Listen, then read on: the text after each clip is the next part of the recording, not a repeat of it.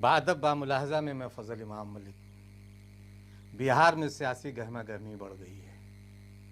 चुनाव से पहले तीसरे मोर्चे का गठन किया गया। भाजपा के पूर्व नेता और पूर्व केंद्रीय मंत्री इस तीसरे मोर्चा के अगुवा हैं। पटना में उन्होंने इसका ऐलान किया। इस बीच राजद की परेशानी और बढ़ गई। राजद के एक और बड़े नेता ने पार्टी से किनारा कर लिया और महागठबंधन में खींचतान तो चल रही है, लेकिन महागठबंधन में खींचतान के बीच ही एनडीए के लिए भी अच्छी खबर नहीं है। अब एनडीए की खटबट भी बाहर आ गई है। मुख्यमंत्री नीतीश कुमार के रवैये से नाराज लोक जनशक्ति पार्टी के अध्यक्ष चिराग पासवान ने नए सियासी समीकरण के संकेत दिए हैं। यानी चुनाव से एनडीए बिखर सकता है। चिराग पासवान ने अपनी पार्टी के नेताओं से कहा कि वह हर हालात के लिए तैयार रहें। बिहार में गठबंधन का स्वरूप बदल भी सकता है। चिराग ने नीतीश कुमार पर फिर हमला बोला। वो लगातार नीतीश कुमार की कार्यशैली पे सवाल उठाते रहे हैं और नीतीश कुमार और उनकी पार्टी जदयू चिराग पासवान के इस रवैये से पूरी तरह नाराज़ है। चिराग पासवान ने अपने पार्टी के नेताओं से एक वीडियो कॉन्फ्रेंस से बात की। इस वीडियो कॉन्फ्रेंसिंग में एलजेपी के प्रदेश पदाधिकारी थे। चिराग पासवान ने शुरू में ही जब बोला शुरू किया अपनी बातचीत, उसमें उनके तल्ख तेवर दिखे, क्योंकि खबरें इस तरह की सियासी गलियारे से आ रही कि नीतीश कुमार चिराग पासवान से नाराज़ हैं और नाराज़गी में उन्हें निपटाने की चर्चा ज़ोरों पे गर्म है। चिराग ने अपने पार्टी के नेताओं के साथ बैठक में इस नाराज़गी या इस निपटाने का जवाब भी दे दिया। हालांकि कुछ दिन पहले ही एक चैनल के चुनावी चर्चा में उन्होंने खुद मुख्यमंत्री बनने की चाहत का इजहार भी किया था। जाहिर है कि इसे लेकर एनडीए और ख़ास कर जदयू में गलत संकेत गया था, गलत संदेश गया था। इसे लेकर भी जदयू और नीतीश कुमार जदयू में उबाल है तो नीतीश कुमार नाराज़। चिराग पासवान ने अपने पार्टी के नेताओं के साथ बैठक में कहा कि एलजेपी के नेता कार्यकर्ता इस चुनाव में किसी भी परिस्थिति का सामना करने को तैयार रहें। बिहार में हमारे मौजूदा गठबंधन का स्वरूप बदल सकता है। ज़रूरत पड़ी तो पार्टी अकेले चुनाव लड़ सकती है। जाहिर है कि नए सियासी समीकरण की तरफ उन्होंने संकेत तो दिया, लेकिन वो सियासी समीकरण कैसा होगा ये अभी बहुत कुछ उसकी पर्देदारी है। उन्होंने कहा कि हमारे नेता अभी से ही तमाम बिंदुओं को ध्यान में रखकर तैयारी शुरू कर दें। चिराग ने एलजेपी नेताओं को अपने एजेंडे पर चुनाव की रणनीति बनाने का निर्देश भी दे दिया। दरअसल नीतीश कुमार एलजेपी और चिराग पासवान को निपटाने में लगे हैं या निपटाना चाहते हैं।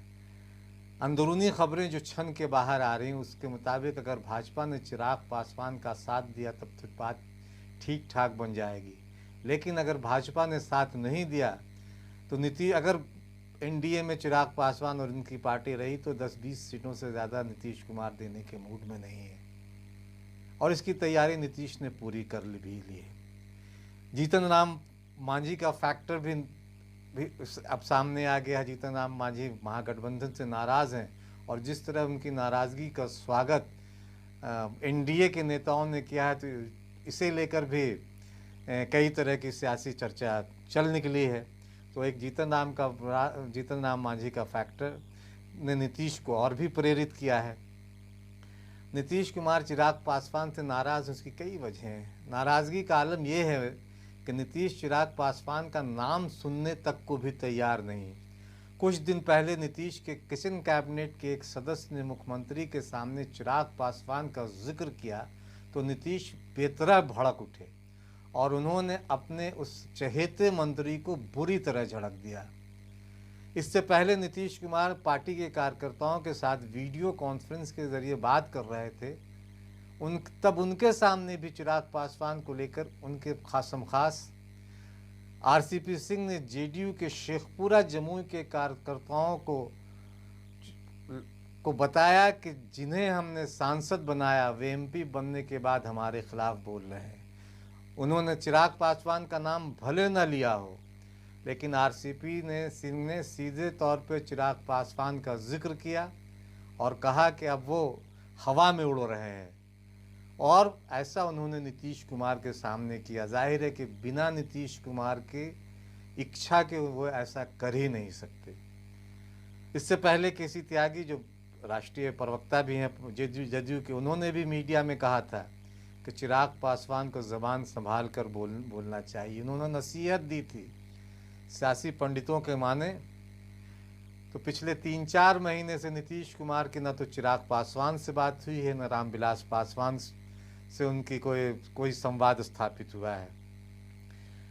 रामविलास पासवान बिहार में मजदूरों को लेकर जिस तरह से, चूँकि वो जो मंत्रालय रामविलास जी देख रहे हैं, उसे लेकर भी थोड़ी नाराज़गी है, क्योंकि वो समय पे अनाज मुहैया कराने में उन्होंने बड़ी कोताही की। कम से कम जदयू का तो ऐसा मानना है। इसीलिए 3-4 महीनों से एक संवादहीनता की स्थिति बनी हुई लोजपा के तमाम बड़े नेताओं से। बिहार में जब कोरोना काल शुरू हुआ तो नीतीश कुमार ने अपनी सहयोगी पार्टी भाजपा के विधायक नेताओं से तो बात की, लेकिन एलजेपी का कोई नोटिस नहीं लिया। और पिछले 3-4 महीनों से वो लगभग उन्होंने एलजेपी के तमाम नेताओं को एक तरह से किनारे कर रखा है। हालांकि इस बीच चिराग पासवान ने अलग अलग मुद्दों पर नीतीश कुमार या उनकी सरकार को कई पत्र लिखे, लेकिन न तो नीतीश कुमार ने कोई नोटिस लिया और न ही उनकी सरकार की तरफ से किसी तरह का जवाब चिराग पासवान को गया। नियोजित शिक्षकों की हड़ताल का मामला हो, दारोगा अभ्यर्थियों के आंदोलन, कोरोना संकट और तालाबंदी के दौरान कामगारों की समस्या जैसे कई मसलों में चिराग पासवान ने नीतीश कुमार को खुला पत्र लिखा, लेकिन नीतीश कुमार चुपचाप खामोश सारे पत्रों, सारी चिट्ठियों को कूड़ेदान में लगता है कि फेंक दिया। सियासी जो चर्चा है सियासी गलियारे में कि वैसे तो काफ़ी पहले से ही नीतीश कुमार चिराग पासवान की बढ़ती महत्वाकांक्षा से नाराज़ थे, लेकिन नाराज़गी तब बढ़ी जब भी चिराग पासवान बिहारी फर्स्ट यात्रा पर निकले। इस दौरान चिराग ने नीतीश के कानून के राज से लेकर स्वास्थ्य सुविधा और दूसरे कामकाज पर बेहद तल्ख टिप्पणियां की। वैसे भी ये बात किसी से ढकी छुपी नहीं है कि नीतीश कुमार अपनी आलोचना करने वालों को न तो पसंद करते हैं और न ही बर्दाश्त करते हैं, और जब भी मौका मिलता है बदला ले लेते हैं। अब चिराग पासवान उनके निशाने पर है। चिराग को किनारे करने की रणनीति नीतीश कुमार ने तय कर ली है।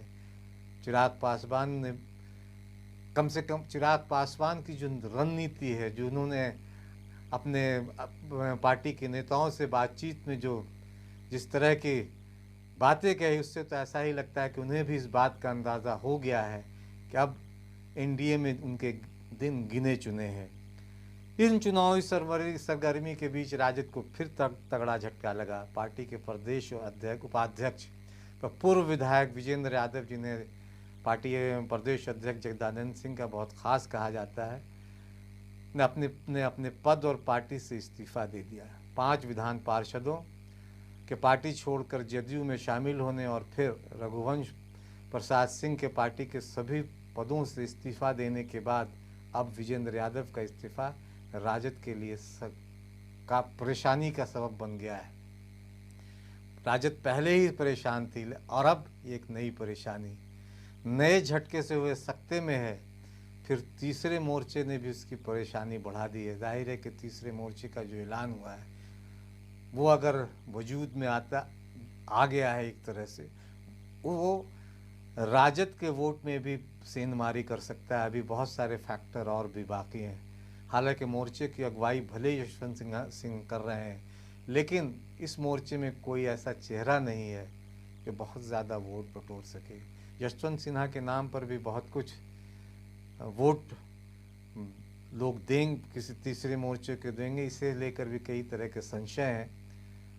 इन सब चुनावी चकल्लस के बीच संजीवा को सुने, बहुत अच्छे गायक हैं, लेखक, और उनकी आवाज़ का जो एक जादू है वो बहुतों के सर पे खाली खास के जन गीतों के ज़रिए वो एक अलग जगाते हैं। सुने उन्हें, मज़दूरों की बदहाली, परेशानी और बेबसी पर सरकारों की बेहिस्सी को समझे उनके गीत से। और बातें ठीक लगी हो तो इसे लाइक, शेयर और सब्सक्राइब। खाली पेट नंगे पाँव, खाली पेट नंगे पाँव, कैसे पहुँचा अपने गाँव, हम सब याद रखेंगे। पाई पाई तेरे जुल्मों का, पाई पाई तेरे जुल्मों का हिसाब रखेंगे। हम सब याद रखेंगे, हम सब याद रखेंगे।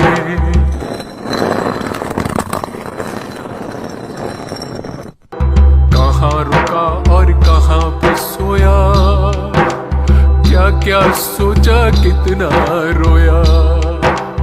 कहाँ रुका और कहाँ पे सोया, क्या क्या सोचा कितना रोया। आत्मनिर्भर हुई आंख पे, आत्मनिर्भर हुई आंख पे आग रखेंगे। हम सब याद रखेंगे, हम सब याद रखेंगे। खाली पेट नंगे पाँव, कैसे पहुँचा अपने गाँव, हम सब याद रखेंगे, हम सब याद रखेंगे।